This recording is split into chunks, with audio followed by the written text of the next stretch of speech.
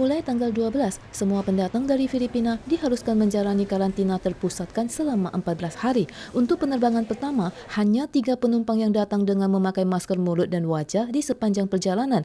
Setelah melalui stasiun suhu tubuh, pengambilan spesimen, dan desinfeksi di bandara, mereka dibawa dengan taksi khusus ke lokasi karantina terpusatkan. Pandemi Filipina kian memanas, menjadi salah satu negara di bawah kantor regional untuk Pasifik Barat WHO dengan kondisi pandemi terparah. CCC memberlakukan pemeriksaan ketat bagi pendatang dari Filipina sejak tanggal 12 dan menerapkan karantina terpusatkan selama 14 hari. Warga negara Taiwan dan pemegang ARC dibebas biayakan, sedangkan warga asing harus membayar biaya sebesar $1.500 Taiwan per hari.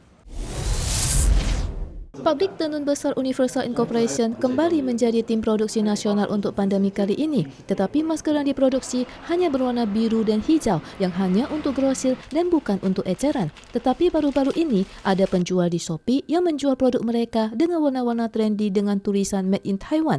Penjualan masker palsu ini tersingkap saat pembeli meragukan tulisan Mandarin sederhana pada bungkusan dan bertanya langsung ke pabrik. 那颜色就只有绿色跟蓝色，外面有标榜说 是很大的口罩，假设不是其他颜色，那基本上应该绝对不是很大的。 Universal Incorporation menegaskan bahan masker dari kain, kertas, dan proses produksi mereka berkualitas tinggi sehingga memiliki sentuhan lebih tebal dan tekstur yang lebih kencang. Tetapi hal ini sulit dibedakan jika masker disegel dengan Made in Taiwan.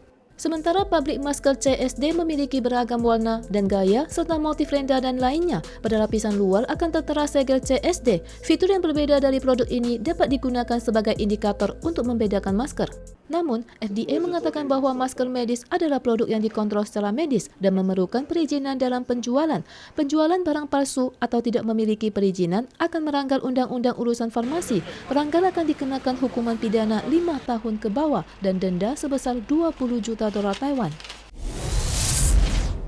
Vaksin COVID-19 pertama di dunia telah dirilis Rusia. Presiden Rusia, Vladimir Putin, pada konferensi video kabinet 11 Agustus mengumumkan putrinya telah divaksinasi. Putin mengklaim vaksin ini sangat efektif dan bisa menopang kekebalan tubuh. Rusia menamai vaksin ini Sputnik V sama seperti nama satelit buatannya. Kepala SWF yang mendanai proyek pengembangan vaksin ini berujar setelah mendapat persetujuan, vaksin akan memasuki uji klinis tahap ketiga. Menurutnya, negara-negara yang ikut dalam uji coba mulai tanggal 12 termasuk Arab Saudi, Uni Emirat Arab, dan Filipina, dan vaksinasi skala besar akan diterapkan di Rusia pada bulan Oktober.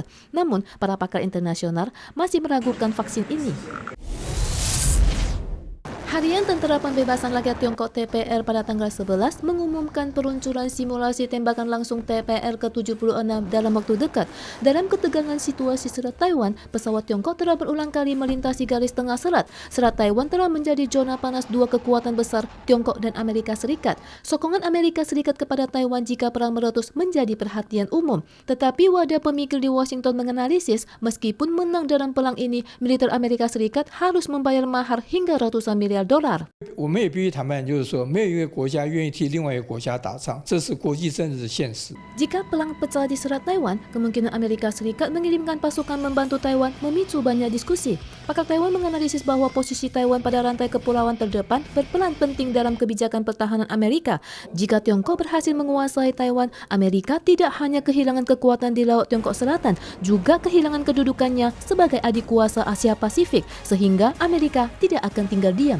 到底是霸权重要，还是说几千亿美元的利益重要的问题？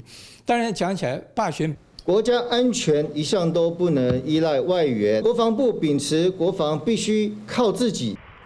Menghadapi pesawat tempur J-10 dan J-11 Tiongkok yang melintasi garis tengah Selat Taiwan pada tanggal 10, Angkatan Bersenjata untuk pertama kalinya mengumumkan telah memantau semua gerak-gerik pesawat musuh dan mendapatkan sinyal balas kepada mereka.